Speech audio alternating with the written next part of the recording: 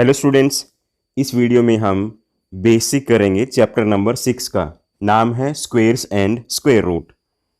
तो स्क्वेयर क्या होता है? जब हम किसी नंबर को उसी से मल्टीप्लाई करें तो उसका वो स्क्वेयर कहलाएगा। स्क्वेयर एक नंबर को उसी से मल्टीप्लाई करके जो नंबर आएगा वो स्क्वेयर कहलाएगा। जैसे यहाँ पर 4 का स्क्वेयर 16 है। तो according to the definition, number obtained when a number is multiplied by itself, it is the number raised to the power 2। जैसे 2 को 2 से मल्टीप्लाई किया, 2 स्क्वेयर हुआ, 2 रेज टू पावर 2 इसको स्टडी किया जा सकता है। और 2 को 2 से मल्टीप्लाई करके 4 आता है, तो इसको कहा जाएगा स्क्वेयर ऑफ 2 इज 4। ऐसे ही मैंने 4 का स्क्वेयर लिखा, 16 हुआ। 5 का स्क्वेयर अगर लिखना है तो 5 को 5 से मल्टीप्लाई करेंगे, 25 5 का स्क्वेयर होगा। अब इसके बाद जो नेक्स्ट टॉपिक है, इसमें बताया गया है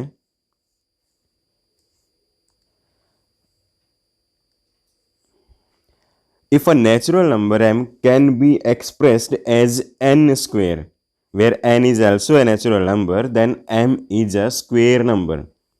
यानी कोई नंबर किसी का स्क्वेयर फाइंड आउट करके लिखा जा सके। जैसे 16 को हम लिख सकते हैं 4 मल्टीप्लाई बाय 4। तो यहाँ पर जो 16 है वो m है और जो 4 है वो n है, यानी m नंबर को n का स्क्वेयर हम लिख रहे हैं। मीन्स 16 को 4 का स्क्वायर हम लिख सकते हैं, तो 16 एक स्क्वायर नंबर हुआ। तो ऐसे ही 1 एक स्क्वायर नंबर है क्योंकि उसको 1 का स्क्वायर करके लिखा जा सकता है। 4 एक स्क्वायर नंबर है क्योंकि इसको 2 का स्क्वायर करके लिखा जा सकता है। 9 भी एक स्क्वायर नंबर है। इस टेबल में 1 से लेकर 10 तक का स्क्वायर लिखा हुआ है, तो इस साइड जो भी नंबर आ रहे हैं वो सारे स्क्वायर नंबर है। यहाँ पर सारे स्क्वायर नंबर हैं। तो स्क्वायर नंबर क्या हुआ? जो किसी का स्क्वायर करके आता है वो नंबर स्क्वायर नंबर होगा।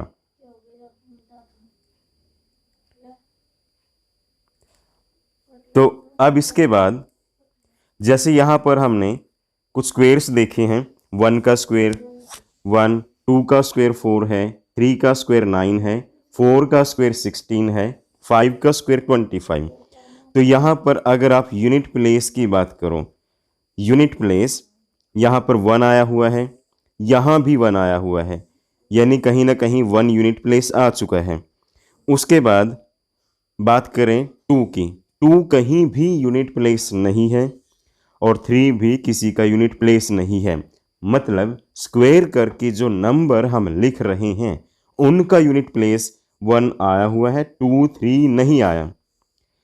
4 दो जगह पर आया हुआ है, यहाँ यूनिट प्लेस 4 है, और 8 का स्क्वायर करके भी यूनिट प्लेस 4 आएगा। एक जगह पर 5 आया हुआ है, 5 का स्क्वायर करके 25 जिसका यूनिट प्लेस 5 है। ऐसे ही 4 का स्क्वायर 16 है, यहाँ पर यूनिट प्लेस 6 आया हुआ है, और 6 6 या 36 यहाँ भी यूनिट प्लेस 6 आया हुआ है।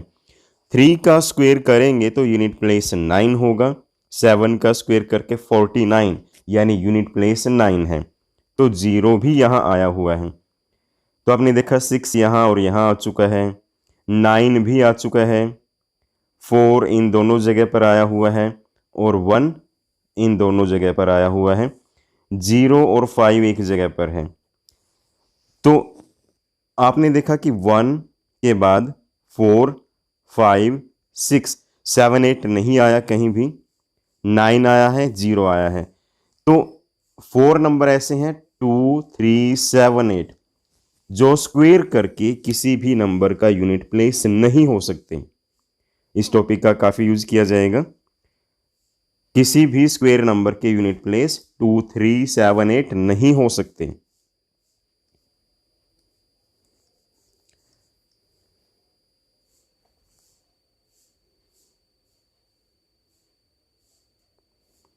तो अभी हमने स्टडी किया all square number ends with 0 1 4 5 6 और 9 at unit place square number can only have even number of zeros at the end.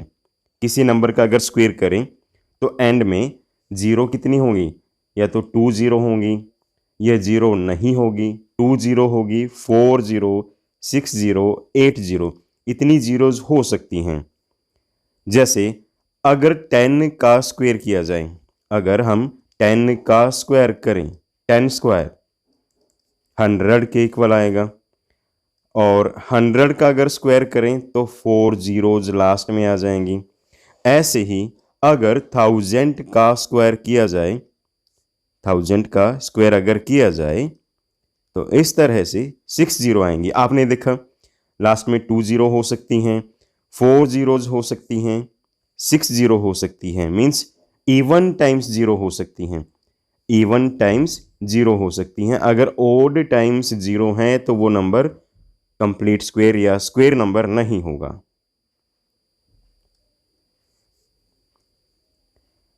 Square root is the inverse operation of square. There are two integral square roots of a perfect square number. यहाँ पर यह बताया गया है कि जो square root है वो स्क्वायर का उल्टा है।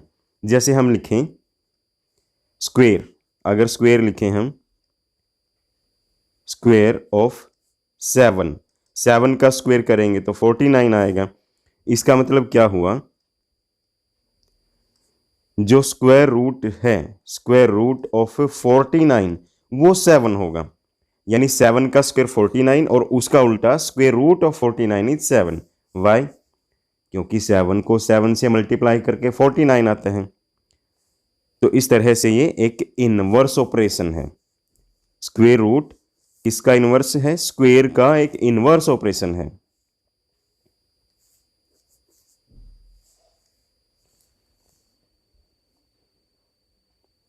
उसके बाद कुछ प्रॉपर्टीज हैं, properties of square number. Square number, a number ending इन 2, 3, 7 और 8 is never a perfect square. थोड़ी देर पहले आपने उस टेबल में स्टडी किया था कि एंड में 2, 3, 7, 8 नहीं होगा। किसमें नहीं होगा? एक परफेक्ट स्क्वायर नंबर में। अगर है, अगर एंड में 2, 3, 7, 8 है तो वो परफेक्ट स्क्वायर नंबर नहीं होगा। जैसे 152 है, 1028 एंड ये तीनों नंबर ऐसे हैं जो परफेक्ट स्क्वायर नहीं हैं। अ number ending in 0, 1, 4, 5, 6, 9 may not be necessity be a square number. ये नेसेसरीली स्क्वायर नंबर हों, मतलब जरूरी नहीं है कि ये स्क्वायर नंबर हों। जैसे 20 है, 31 है, 24 है, ये स्क्वायर नंबर नहीं है, बट ये जरूरी है कि स्क्वायर नंबर के एंड में यानी यूनिट प्लेस में इन्हीं नंबर्स में से कोई नंबर आएगा। बट यहाँ इस पॉइंट में क्या बताया गया है, अगर एंड में 0 आ जाता है या 1 आ जाता है, इसका मतलब जरूरी नहीं है कि वो कंप्लीट स्क्वायर नंबर होगा।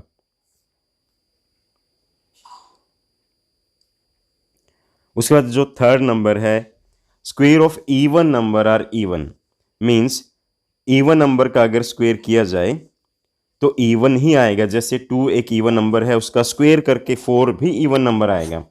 4 एक इवन है और उसका स्क्वायर 16, ये भी एक इवन नंबर है। सेम इसी तरह से ओड नंबर का स्क्वायर ओड ही होगा। जैसे 5 एक ओड नंबर है और 5 का स्क्वायर करेंगे तो 25 आएगा। ऐसे ही 9 एक ओड नंबर है और 81 इसका स्क्वायर करके जो आया है वो भी एक ओड नंबर है। उसके बाद है a number ending in an odd number of 0 can not be a perfect square. ये भी आपने थोड़ी देर पहले अभी देखा था। एंड में कितनी जीरो हो सकती हैं? 2, 4, 6, 8 इतनी जीरो हो सकती हैं। अगर 1 0 एंड में आई, जैसे यहाँ 10 के एंड में 1 0 है, या 3 0 एंड में आई जैसे यहाँ 1000 के एंड में है, ऐसे ही 5 0 एंड में हो, 7 0 एंड में हो, तो यहाँ बताया गया है कि can not be a perfect square number. इस तरह का नंबर परफेक्ट स्क्वायर नहीं होगा।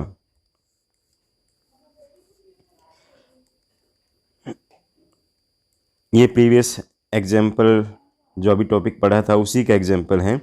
9 के बाद यहाँ पर कितनी जीरोज हैं? 1, 2, 3, 4, 5 जीरो हैं। तो ये परफेक्ट स्क्वायर नंबर नहीं होगा। फिर है a triplet M N P of 3 natural number M N and P are called a Pythagoras triplet if M square plus N square equal to P square. जैसे यहाँ 3 square plus 4 square 25 है, यानी 5 square के equal हैं। तो इसमें जो 3 4 5 हैं, 3 4 5, ये एक पाइथागोरस ट्रिपलेट है, क्योंकि 3 का स्क्वायर अगर किया जाए 9 के इक्वल होगा, 4 का स्क्वायर अगर किया जाए तो 16 के इक्वल होगा, यानी ये 25 हुआ। और ये 25 किसके इक्वल हुआ? 5 के स्क्वायर के इक्वल। मीन्स दो नंबर को ऐड करके, दो नंबर को स्क्वायर करने के बाद ऐड करके एक तीसरे नंबर के स्क्वायर के इक्वल आए, तो वो दो नंबर और वो तीसरा नंबर पाइथागोरस ट्रिपलेट में होंगे।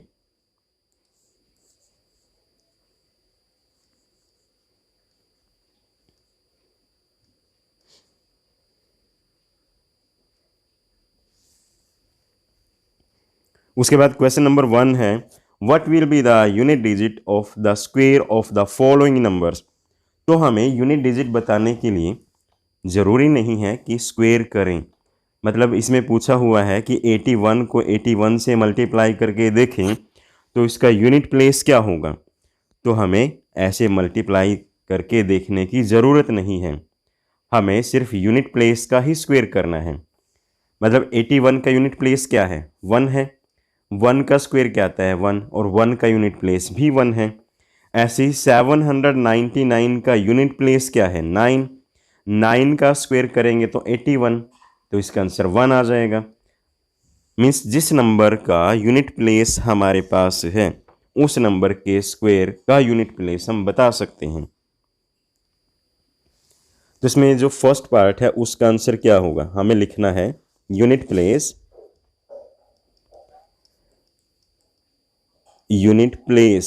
ऑफ 81 स्क्वायर, आंसर आएगा 1। कैसे? क्योंकि यहां पर 1 का स्क्वायर 1 होता है। ऐसे ही सेकंड पार्ट में भी लिखना है same, unit place of 272 square, इसका आंसर आएगा 4। कैसे? क्योंकि इसमें 2 का स्क्वायर करना है। सेम इसी तरह से यूनिट प्लेस ऑफ 799 स्क्वायर, यानी ये थर्ड पार्ट का नंबर दिया गया है, तो इसमें हमें सिर्फ 9 का स्क्वायर करना है और 9 का स्क्वायर 81 है। तो इसके आंसर में 81 नहीं लिखना, क्योंकि हमें सिर्फ यूनिट डिजिट चाहिए और 81 का यूनिट डिजिट क्या है? 1। तो हम सभी पार्ट इसी तरह से सॉल्व करेंगे। जैसे फोर्थ पार्ट है उसमें 3 का स्क्वायर करके इसका आंसर 9 आ जाएगा। फिफ्थ पार्ट है, फिफ्थ पार्ट में 4 का स्क्वायर करना है जो कि 16 होता है और आंसर 6 आएगा। फोर्थ पार्ट में लिखना है यूनिट प्लेस ऑफ 1 2 3 4 स्क्वायर। यहां पर हमें 4 का स्क्वायर करना है और 4 का स्क्वायर 16 होता है और 16 का यूनिट प्लेस हम यहां लिखेंगे तो इसका आंसर 6 आ जाएगा। तो सभी पार्ट्स को आप इसी तरह से सॉल्व करेंगे। अब जैसे रैंडमली हम बात करें सेवन्थ पार्ट की, सिर्फ आंसर की बात करें तो यहाँ 8 लिखा हुआ है। 8 का स्क्वायर क्या होता है? 64, तो इसका आंसर आएगा 4।